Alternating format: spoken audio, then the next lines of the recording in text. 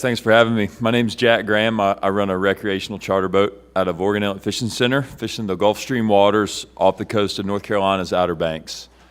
I'm here on behalf of HR 4051. I'm one captain of a fleet of about 75 boats and one of the young bloods in my fleet.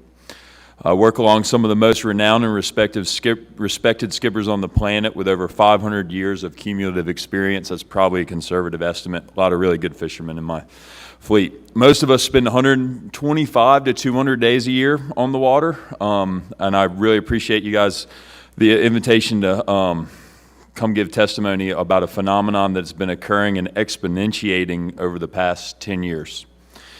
That phenomenon is an astounding depredation of yellowfin and big-eye tuna by what we believe is one of the most significant biomasses of large sharks in existence on the planet. The testimony I'm going to give here today is by the numbers conservative in nature, as I don't want to give the impression that I'm telling a fish story. All the same, I think you all find this testimony interesting and, to be quite honest, incredible. To begin, I would like to congratulate the scientific community and legislators who took initiative in conservation efforts so many years ago. If what we are seeing on our coastlines isn't proof that conservation works, I don't know what is. Just the other day, by my rudimentary calculations, there were boats fishing in 300 feet of water all the way out to 3,000 feet of water.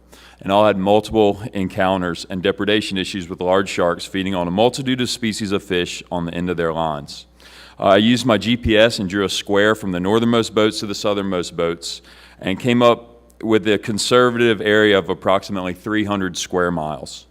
The species of sharks varied somewhat depending on depth, but the most common encounters are with dusky, greater hammerhead, silky, spinner, and sandbar sharks.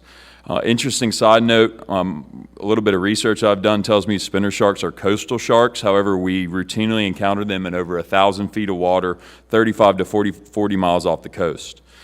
I've traveled all over the world to fish and dive, and I've seen just about every square inch of Australia's Great Barrier Reef, and myself nor my colleagues have seen anything that comes close to what we are seeing in our home waters. I mentioned the square mileage, and that was just one day, but I feel I need to stress this is a daily occurrence. From about the middle of April through September, we take bookings 7 days a week, and we'll fish days and days and days in a row if weather permits. For several years, I was trying to get in touch with folks in the scientific community. I had gone to a meeting to protest offshore drilling off our coast and raise the question of concern for the effects of said drilling and seismic testing would have on our marine mammal life. We sometimes catch tuna around the pilot whales, so I was concerned not only for the mammals themselves, but for the tunas my customers enjoy catching.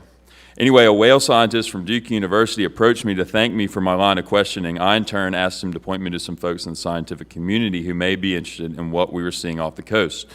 He did, and I made several calls, several emails, and I received a little bit of feedback, but was never able to garner the interest I felt like this area deserves. I'll put it this way. Shark Week has absolutely nothing on what we are seeing off the coast of North Carolina right now. The reason I'm telling you this story is because for years I took records of the depredation happening on a daily and monthly basis out of my marina. My method was fairly simple. Our marina offers a fish cleaning service. Each day they pick up each boat's fish and weigh them. The customer pays by the pound. By knowing how many tuna were caught that day, I was able to calculate the average size tuna brought to the docks each day. I would then talk to the other boats, ask them how many tuna they caught versus how many tuna were eaten by sharks. In the beginning, it was about half and half. So if I hooked 20 tuna, I would get on average 10 to the boat. Some days were worse, very rarely were they better. For months on end, our fish cleaning service was cleaning in the neighborhood of 10,000 pounds of tuna per day. Again, this is average. There were days we cleaned as much as 15 to 18,000 pounds in one day.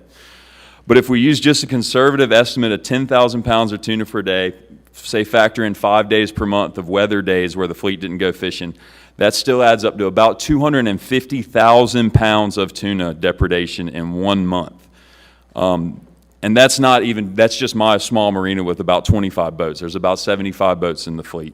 So including charter boats from 3 others marina, a fairly active recreational private sector, 250,000 pounds is more than likely months higher. And this is happening for months and months and months on end. Of course, now we can only get about 1 in 10 fish, not 50%. In addition to the recreational industry, my community prided itself in having one of the most successful day boat hook and line sustainable fleets off the East Coast. Hook and line fishermen catching big eye and yellowfin tuna that not only supported our local restaurants, but were shipped out to fish markets all over the country. Contrary to what you may have seen on TV, big eye tuna is the most valuable tuna per pound in the United States, and our area was responsible for distributing tons and tons of sustainable hook and line caught big eye tuna all over the country. That domestically caught fish is now the thing of the past. Those boats have been sold or are being used for different reasons. I've not seen a commercial hook and line tuna boat offshore in over 5 years. Thanks, guys. Happy to answer any questions you have. Thank you, Mr. Graham.